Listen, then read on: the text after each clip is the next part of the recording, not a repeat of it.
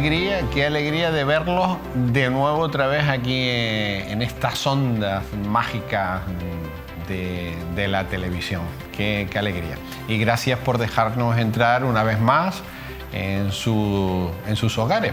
Pero ya saben que a mí me pueden escuchar todos los días, de lunes a viernes, durante todos los días, a partir de las 7:30 de la mañana en la 10 Capital Radio. Ya saben que nuestro objetivo es informar, formarnos constantemente nosotros y sobre todo que ustedes lo pasen bien con las cosas que hacemos y con los personajes que traemos. Bueno, hoy vamos a hablar de volcanes. Los volcanes, ya saben, Canarias, volcanes, por todos los lados.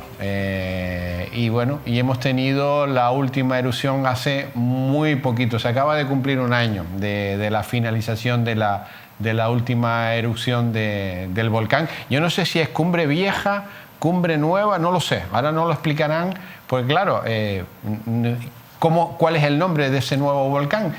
Y para ello yo creo que hemos traído uno de los sabios de la vulcanología, que es algo, el doctor Vicente Soler, que es geofísico, pero estábamos hablando que no existe la vulcanología, o sea, como carrera, como estudio. Bueno, efectivamente la volcanología como estudios no está contemplada. Existe geología con sus diversas especialidades, existe geofísica. Y en mi caso lo de volcanólogo viene por el puesto de trabajo. Que el puesto de trabajo es vulcanólogo. Sí. ¿Por qué no hay unos estudios en esta tierra de vulcanología? Lo lógico y lo natural sería que hubiese al menos un máster. Pero no lo hay. Pero a día de hoy no lo hay. ¿Por qué, doctor? ¿Por qué no lo hay? Pregunta de examen.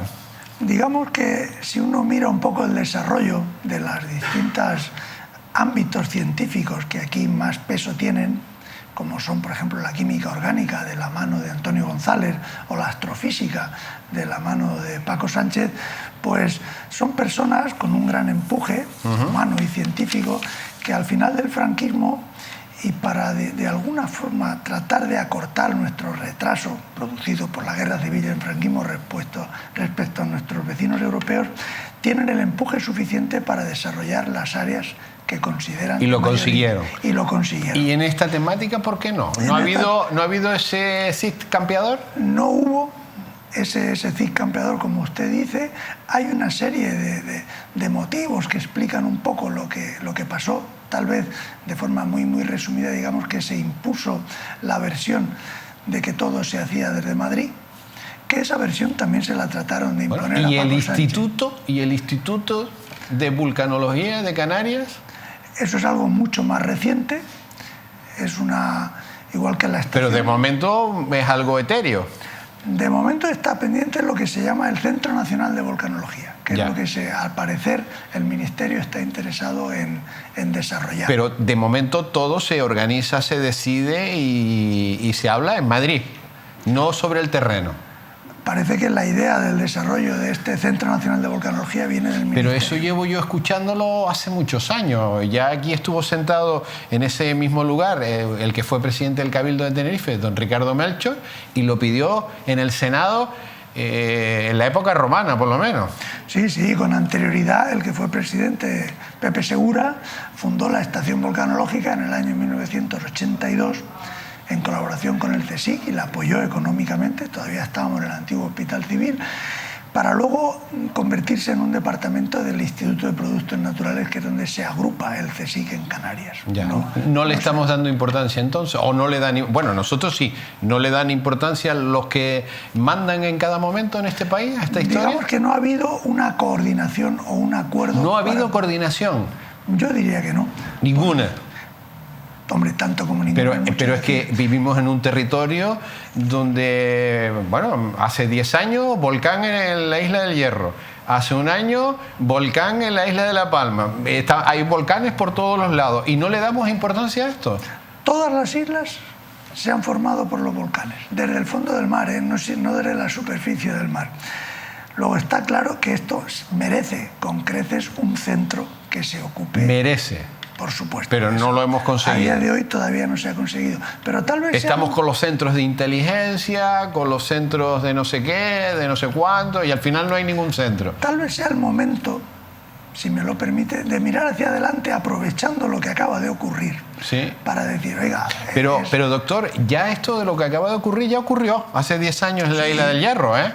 Y no pasó absolutamente nada, ¿eh? Y en el 71, en el Ceneguía. Sí, y en el 71, bueno, pero el 71 es como más lejano, y no pasó nada. En una erupción, bueno, además hubo un problema, pues se cerró casi la isla, se hizo al revés todo, pero es que acabamos de tener una erupción en La Palma.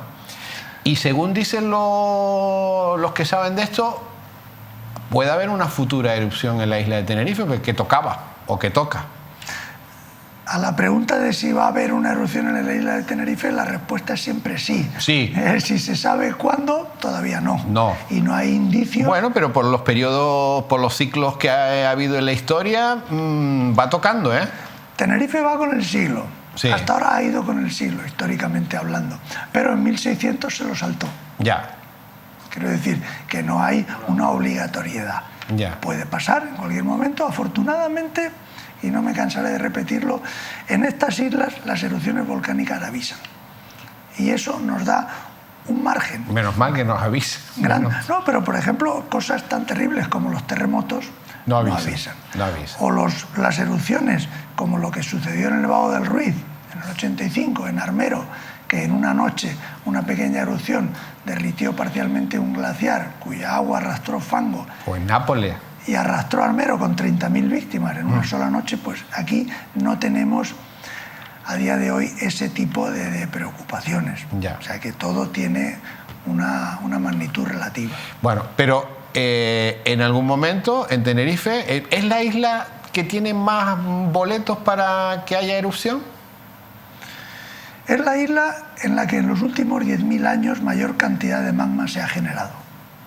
Porque no solo conviven erupciones como la de La Palma, que aquí serían las históricas, el Chingero la última, sino que además hay unas erupciones asociadas a la parte norte del Teide, los Roques Blancos, son erupciones que llegan por el norte hasta la playa de San Marcos, muy voluminosas, de lento discurrir las coladas, son más lentas todavía que lo que ocurrió en La Palma, pero que ha habido muchas en los últimos 10.000 años. Entonces, la reconstrucción de la historia reciente nos dice que las islas, digamos, con mayor actividad son sin lugar a dudas Tenerife y La Palma. Bien, ya La Palma fue. Ahora, y en Tenerife hay una zona determinada también. La que más probabilidad tiene es lo que se llama, lo que se denomina la dorsal noroeste, que sería la línea aproximada que une Santiago del Teide con el Teide. Estamos hablando de la zona del Chingero, para que nos entendamos toda. Esa es la zona donde desde Boca de Tauce al Chingero. Puede haber una erupción futura. Donde más probabilidades hay de que ocurra la erupción. Vale. Pero, ¿y estamos preparados, doctor? Uf, me levanta la ceja mal asunto. Sí, estamos preparados. Pero seguro. Pero lo ha pensado, cosas, lo ha pensado. Sí. ¿Estamos preparados? Sí, pero hay que aprovechar para decir que todo es mejorable. Ya, eso no. Pero eso es lo mismo que decir que no estamos preparados. Sí, estamos preparados. Estamos preparados. Pero no lo estamos al 100%. Pero, ¿lo estamos o no lo estamos? Sí, lo estamos. Sí, lo estamos, pero no lo estamos al 100%. A ver, si es una paradoja eso, ¿eh? No, si uno fuera, digamos, de más importante a menos de los parámetros geofísicos premonitorios de la actividad o la reactivación volcánica, el primero es la actividad sísmica. Y para eso se está bastante preparado. Conviven dos redes instrumentales en tiempo real, una del IGN, que es quien tiene la asignación oficial del Estado, la competencia, y otra de Involcan. Ya. Esas redes están activas con su página web. Una pregunta que ahora que no nos oye nada. ¿Por qué están siempre peleados los de aquí con los de allí? Esas dos redes. Porque una se desarrolla localmente, la otra se desarrolla... Se ponen bonitos, se ponen entre unos y otros. Pero he de decir, en defensa de ambos, que cuando nos sentábamos... Yo cuando hablo con uno pone a parir al otro, y cuando hablo con el otro pone a parir al uno. Pero cuando nos sentábamos en el PEVOLCA, sí, que ahí directamente era un comité que asesoraba a las autoridades y que por lo tanto iba a trascender a la población, ahí yo nunca vi esas peleas. Cada uno exponía pero es su consciente información. de ello, es consciente. Soy consciente de las diferencias. Ya. Y lo suyo sería buscar un mecanismo de coordinación que podría ser ese centro nacional. Claro, es que lo lógico es que hubiera un mando único, ¿no? Eso sería lo lógico. Lo lógico, pero de momento no es lo lógico. De momento, administrativamente están muy separados. Ya. Bueno, vamos a la zona de la isla de Tenerife. Si hay una erupción en esa zona, lo sabremos con tiempo. Sí. Aquí las erupciones, el hecho de que no haya una actividad continuada, como ocurre por ejemplo en el Etna, donde existe ya un conducto preferencial que une el sistema magmático con la superficie, ahí las erupciones se pueden desarrollar en términos de días, son relativamente rápidas. Aquí el hecho de que las erupciones vayan de 100 en 100 años hace que el empuje magmático tiene que deformar y romper la parte de la corteza que pisamos antes de que se produzca la erupción. Y eso da, como mínimo, semanas de antelación. ¿Una semana? Mínimo. Mínimo. Mínimo absoluto. Tenemos una semana de antelación para organizarnos. Dese cuenta que en esa zona hay una vertiente hacia el sur, que es muy turística. Y bueno, la vertiente hacia el norte es más agrícola, pero bueno, hay mucha población, ¿eh? La precisión hoy por hoy de la localización sísmica hace que haya una incertidumbre, y como se trata de una cresta, en la dorsal, es muy difícil precisar con antelación, salvo que esté muy desplazado de esa cresta, si va a ir al norte o al oeste. De hecho, por poner un ejemplo, con la erupción ya en marcha, la última erupción, la del Chinchero, las lavas rellenaron una gran olla y comenzaron a avanzar hacia Santiago del Teide. Yeah. Y los tres municipios de San José de los Llanos, Santiago del Teide y Tamaimo subieron sendos santos para tratar de parar la erupción y que no les tocase a ellos, porque no estaba claro hacia dónde iba a proseguir la erupción. Finalizó y aún hoy se discute entre ellos quién obró el milagro. Yeah. Pero quiero con ello decir que no es nada sencillo, una vez que empieza o previo al inicio de la erupción, saber hacia qué lado. O sea, Arenas Negras, por ejemplo, que fue la anterior, 1706, estaba muy hacia el norte. Luego ahí las posibilidades no era otra que hacia Garachico, como así fue. Pero el Chinchero, que está más en la cresta, pues tenía una ambigüedad. Por contra, la otra histórica, que son las Narices del Teide, de 1798, que está ya en la ladera de Pico Viejo, pues esa estaba confinada por el propio anfiteatro de las Cañadas y no. ¿Esa estaba allí? Esa estaba allí. Pero que es donde ahora está la sismicidad. ¿Ahí es donde ahora hay movimiento? La sismicidad continuada y el último enjambre del que dan cuenta la página web de los organismos que tienen esta instrumentación sísmica se localiza entre lo que sería Boca de Tauce, que es el cruce, y más o menos la... ¿Cómo sería la erupción ahí, doctor, en esa zona? Pues cabe pensar lo más parecido sería a la erupción de las Narices del Teide, que no fue muy diferente a la de La Palma. Materiales un poco más viscosos. O sea, que sería lento, tranquilo, pausado. Sí, no sería explosiva. ¿No sería explosiva? Es una zona complicada porque es la zona en que entronca la dorsal con el sistema del Teide, que es totalmente distinto. Entonces ahí sí que en el rango de unos pocos kilómetros, de donde ahora, cuando digo pocos son 2, de donde ahora se están localizando los epicentros en superficie, puede haber distintas formas eruptivas. O sea que es un sitio... ¿Puede haber erupciones explosivas en esa zona? No. Toda la historia de los últimos 10.000 años de esa zona son una erupción que comienza con una pequeña explosión de pómez localizada y luego es efusiva. La parte más explosiva de Tenerife se localiza en época reciente al otro lado del Teide, en la zona de Montaña Blanca. Ya. Montaña Blanca, Montaña Rajada. Ahí se constatan erupciones explosivas. Bueno, de hecho hay bombas ahí, los huevos del Teide. Los huevos del Teide son de acreción, son de rodar. Ah, son de rodar. No son de explosión. Una bomba, no. Sí. La explosión es la pómez. La enorme cantidad de pómez que hay en Montaña Blanca, en Montaña Rajada, es lo que testimonia esa explosividad. Bueno, si hay una erupción, evidentemente los dos aeropuertos quedan fuera de juego. No necesariamente. necesariamente. No hasta necesariamente. donde yo sé, en el momento de iniciarse una erupción, eso lo aprendimos en La Palma, en esos minutos quedan fuera de juego todos los aeropuertos de Canarias. Todos los de Canarias. Sí, eso es lo que nos decían que opinaba, o que así era el mecanismo que hay establecido. Por supuesto, en cuanto se focaliza la erupción y se dice un comunicado de qué tipo de nube es, qué tipo de erupción, comienzan a abrirse. De hecho, con la erupción en marcha, el aeropuerto de La Palma, que estará pues tal vez máximo unos 10 kilómetros en línea recta, muchos días permanecía abierto. Ya, lo que pasa es que está en la otra vertiente. Sí, pero dependía de la dirección del viento. Entonces, los rodeos, por ejemplo, está a más de 30 kilómetros en línea recta de la zona donde... O sea, que no afectaría mucho a los aeropuertos. Sí afectaría, pero podría permanecer perfectamente abiertos. Depende de los vientos dominantes y de la dispersión de la nube de ceniza. ¿Tenemos claro que lo que está diciendo usted es así y que en esa zona habría que construir poco? En esa zona, sí. El problema no es esa zona. Yo creo que esa zona ahora mismo está protegida por la ley de espacios naturales, sí. Toda esa zona. El problema es que la lava ha de buscar un camino hacia el mar. Ya. Llegará o no llegará, depende de la magnitud de la erupción y de la cantidad de material emitido. Pero en esa búsqueda del camino hacia el mar, cada vez hay menos zonas libres, hay menos barrancos libres. La urbanización del litoral es muy grande. Entonces, es algo a tener en cuenta, pero ya depende de los gestores del territorio, no de la ciencia como tal. ¿En los colegios hablan de estas cosas para los niños, para hacer evacuaciones, como vemos en las películas americanas cuando hay que evacuar el colegio? ¿Somos conscientes de esto o lo vemos como muy lejano todo esto?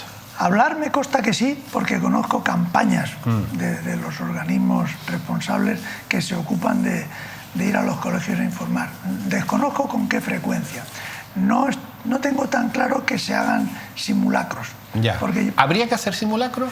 Pienso que sí. A corta edad, para un niño, un simulacro es algo que le va a recordar toda su vida. Además es un juego. Lo que quiera que aprenda, lo va a recordar, porque yo recuerdo cosas que eran anormales de mi infancia o que no eran normales. Pero ¿deberíamos empezar a hacer simulacros? Yo creo que sí, por la sencilla razón de que simplemente evacuar un colegio. La salida de los colegios hoy en Canarias es un caos, en general, es un caos total, circulatorio, etc. Un caos total. Por lo tanto, qué menos que enseñar, es decir, oiga, si va a pasar algo en alguna localidad, ensayemos a que los niños sepan cómo comportarse, cómo evacuar, porque estamos hablando de un simulacro de evacuación, no de erupción. Ya. Entonces, yo pienso que eso sería bueno. Sería bueno. ¿Se habla en los colegios que vivimos en una tierra volcánica o somos conscientes en la sociedad? Porque yo creo que no somos muy conscientes de ello, ¿eh? Yo creo que el volcanismo está en los textos.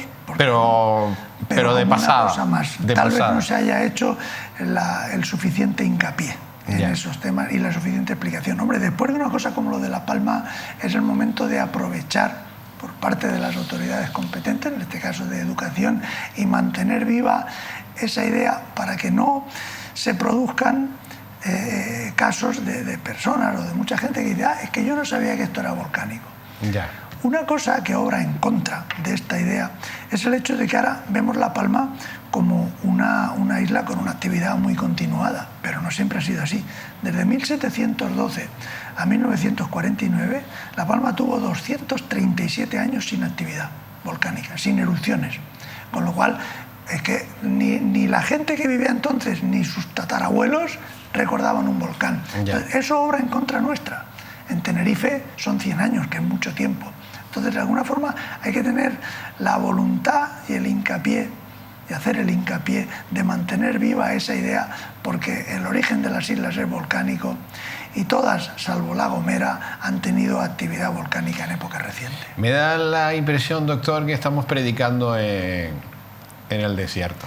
Pero no por ello hay que... No, lo estamos haciendo, estamos predicando, pero me da la impresión, porque anteriormente a La Palma tuvimos otro ejemplo, que es reciente, es la Isla del Hierro, y allí se hizo todo, aquello fue un caos todo, y fue en el mar, La Isla del Hierro fue en el mar, se evacuó la Restinga un par de veces, no hubo más, y con anterioridad al Hierro fue el Teneguía. El Teneguía, afortunadamente, no pasó nada, pero en el Teneguía se contemplaba la erupción casi como un fenómeno natural, festivo. Turístico. Se iba a ver la erupción, porque la erupción era en la punta sur de la isla, no afectaba directamente a nadie, y eso creó un mal precedente. Y no afectó a nadie, pero es que aquí sí ha afectado, ¿eh? Aquí son más de 1.200 hectáreas, unas 2.000 casas, del cual hay una serie de enseñanzas, porque viviendo... 7.000 evacuados, son los datos que tenemos, 1.218 hectáreas de cultivo, 1.676 edificaciones, 73 kilómetros de carretera. Es que en La Palma sí ha hecho daño, ¿eh? Es que prácticamente... Y a la zona más rica de la isla, ¿eh? Se llama a la época geológica actual, se la pretende calificar como antropoceno, porque ya la acción del hombre está... Es que esto fue una erupción dentro de un pueblo. Ya. En la práctica, población dispersa, pero vino a ser como una erupción prácticamente en un pueblo, y los daños fueron enormes. No, los daños fueron y son.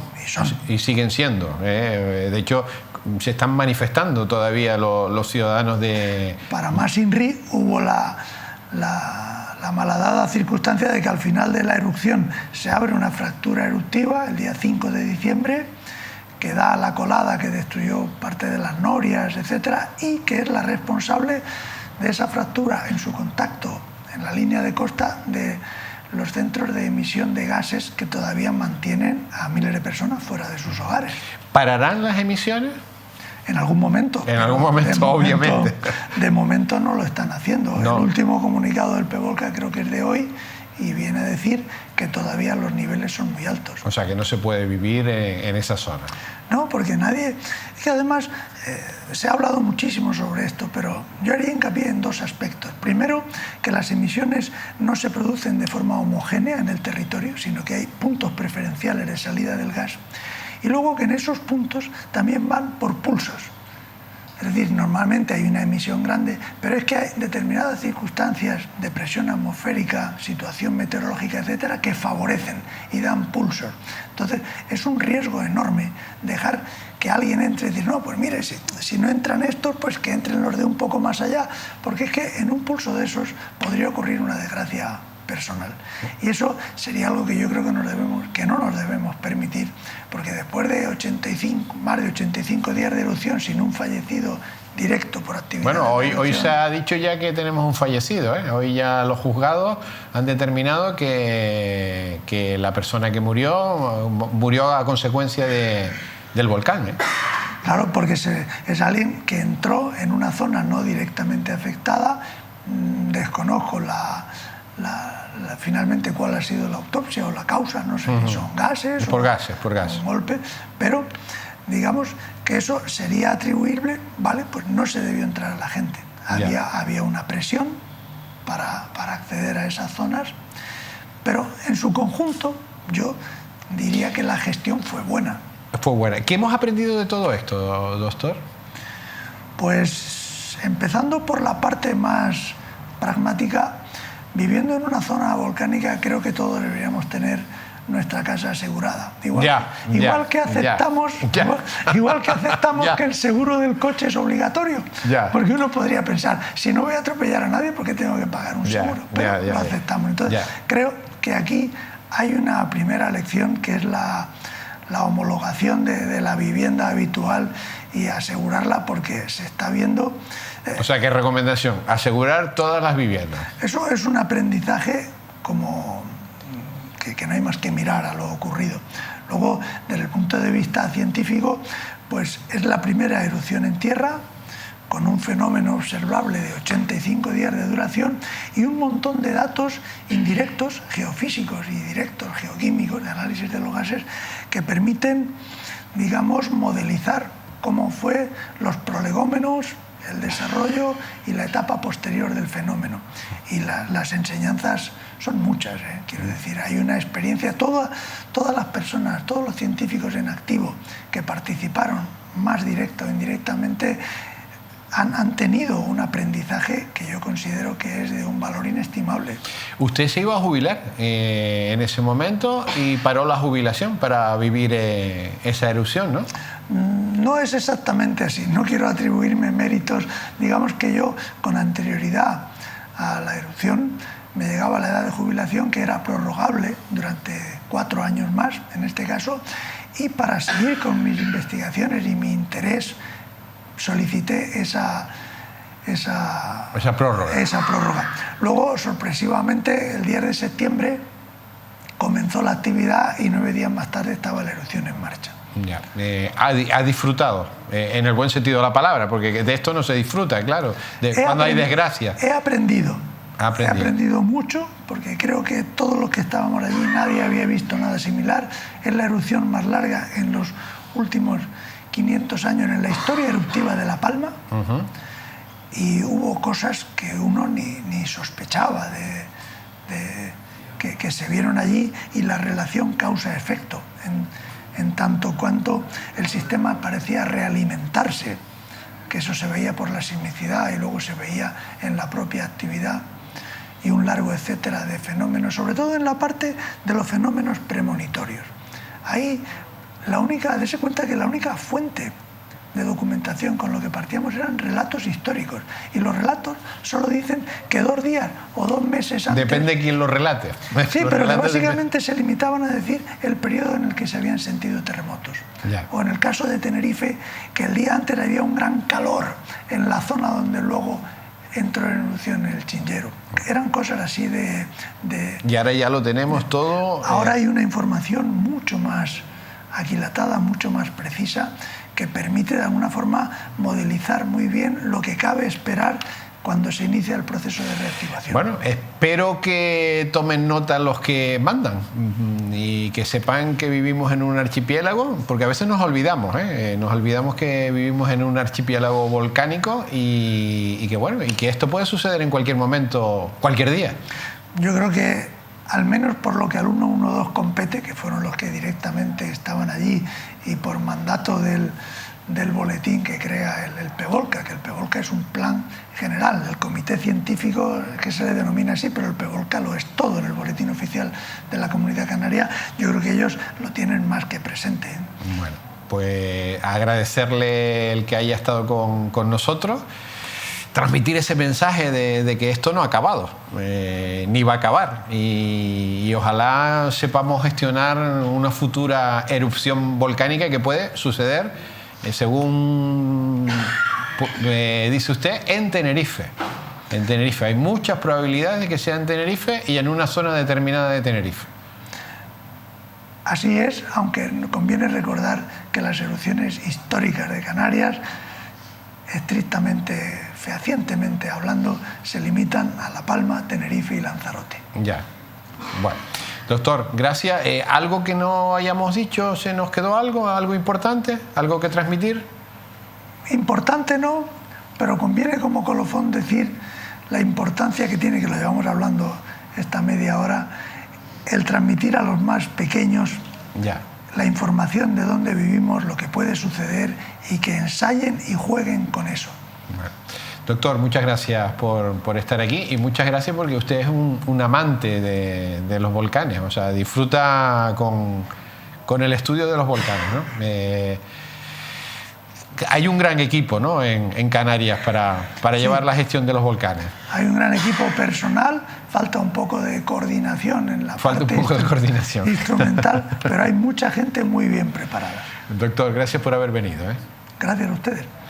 Bueno, hacemos una pausa publicitaria que es importantísima y volvemos inmediatamente.